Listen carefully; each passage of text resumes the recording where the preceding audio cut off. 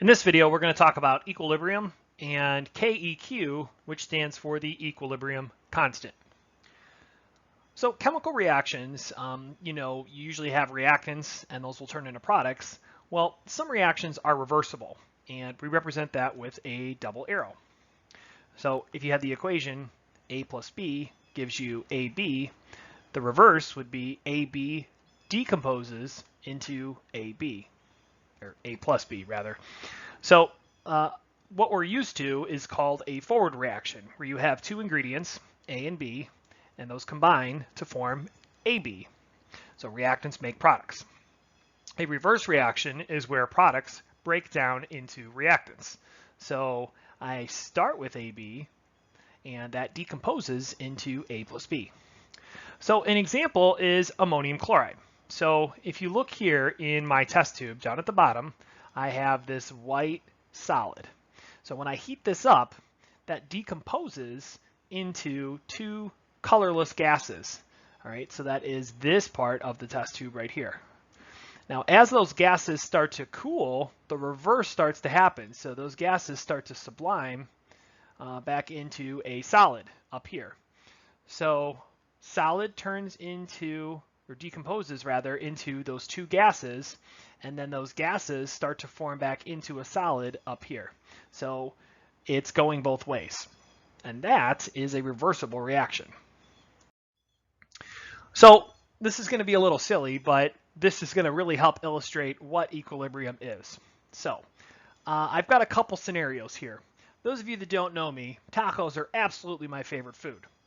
So if I was at a Mexican restaurant and they were making tacos at a rate of 1 taco every minute, but I was eating tacos at a rate of 2 tacos per minute, there'd be a problem there because I would be hungry. I'd be waiting on tacos to be produced.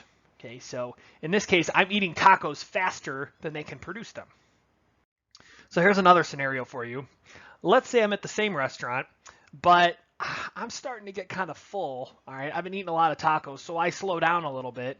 So now I'm only eating 1 taco every minute, and they're producing 2 tacos a minute. So in this case, they're producing more tacos than I'm eating. So there is a surplus of tacos. You'd start to see tacos stack up behind the counter as I slowed down eating tacos. Well, let's look at this third scenario. Let's say the kitchen is producing 1 taco a minute and I'm eating 1 taco a minute. In this case, I have an equal rate. So the rate that I'm eating tacos is the same rate that the tacos are being produced from the kitchen. So you would never see tacos start to collect behind the counter because I'm eating them at the same rate. It would almost look like the kitchen's not producing any tacos because I'm eating them just as fast as the kitchen is producing them. Here's an illustration. So if you look on the graph, so I'm starting out here at the top and I'm eating tacos faster than they can be produced. As I start to get full, you notice that the rate starts to decrease. And as the kitchen's getting warmed up, they're starting to produce tacos a little bit faster.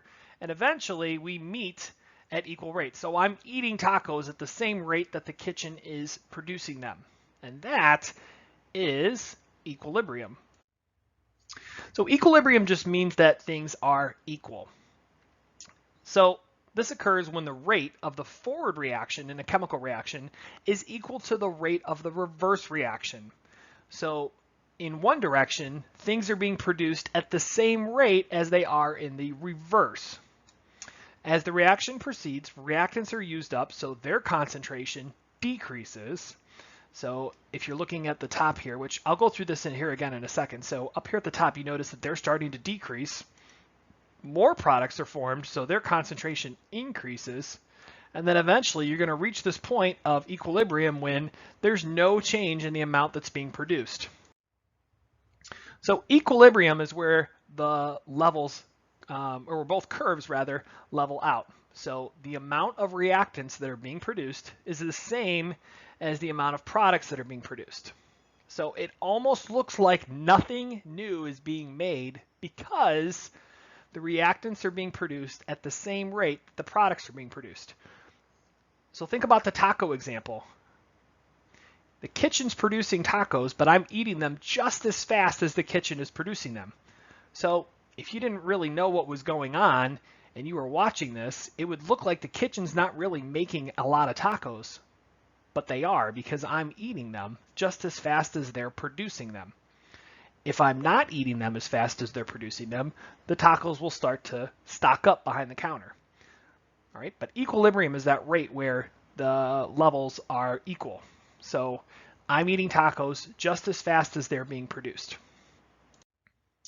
All right, so we have what's called an equilibrium constant. The concentration of the reactants and the products at equilibrium can be expressed by the equilibrium constant, which again is KEQ. So we use this fraction of the concentration of products over the concentration of reactants. The brackets here, so like these, represent the concentration or the molarity. If there's more than one reactant or product, you multiply them. We'll get to an example here in a second. Each reactant or product is raised to the power equal to its coefficient. And again, we'll go through an example here in a second. Only include gases and aqueous solutions. Remember, aqueous solutions are things that have been dissolved in water. We're going to exclude solids and liquids. All right, so let's look at an example. I know, a little worried. Nobody likes doing math, right? Didn't expect that, did you? All right, so let's write out the equilibrium constant for this equation here.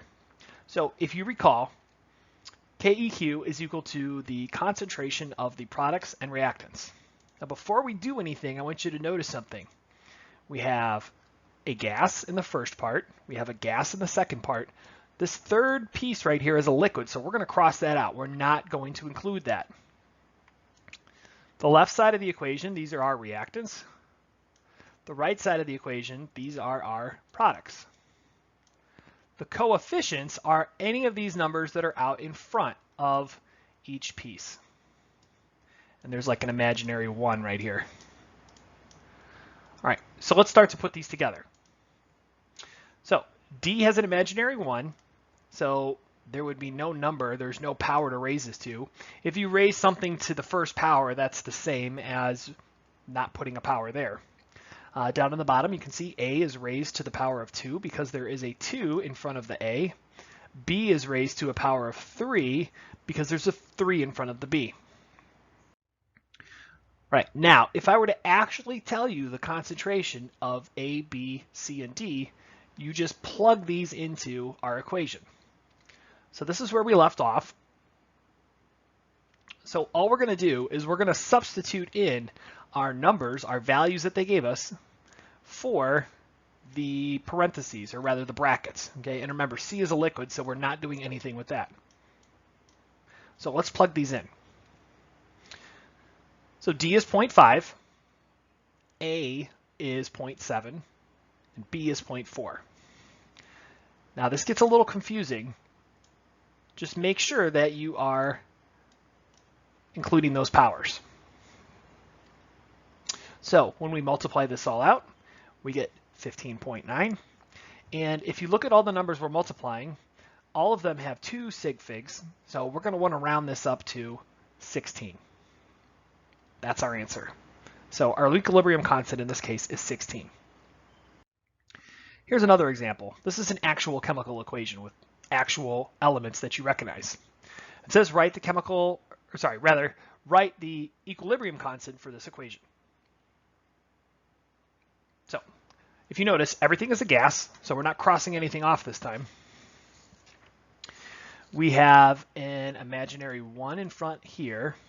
We have a 3 in front of the hydrogen, and we have a 2 in front right here. So remember, our equilibrium constant is products over reactants. So our products is the NH3, and there are 2 of them. Our reactants are the nitrogen. Remember, there's just 1 of them. We don't need to include a power because it's just 1. And then for hydrogen, there's a 3 in front, so that would be raised to the 3rd power. Our next step is to plug in the values for each one of those. So let's pick up where we left off. And our NH3 has a value of 0.01. Our nitrogen has a value of 0.15. And then our hydrogen has a value of 0.2. So we're just going to substitute those in inside the brackets. So we end up with something like this. And then we're just going to multiply this out on our calculator. Be careful and make sure you're using parentheses here because we have a lot going on in the denominator. So when we multiply that out on our calculator, we're going to get 0.083. All of the numbers we have are two significant figures, so we want to make sure that we have two significant figures, which we do. Remember, these leading zeros don't count. Okay, so what do we do with this equilibrium constant? Well, the equilibrium constant kind of tells us what type of reaction we have. The reaction is going to favor the reactants if our KEQ is less than 1. So that means we're producing more reactants than we are products. It will favor the products if it's greater than 1. Now, we'll be at equilibrium if the products equals the reactants, right? So that means we have a KEQ value of 1. So in the previous example that we did, we got a value of 0.083, which is less than 1. So if I were to ask you, does this reaction favor the reactants or products and why, you could say it favors the reactants because our equilibrium constant is less than 1. And that, in a nutshell, is equilibrium and the equilibrium constant.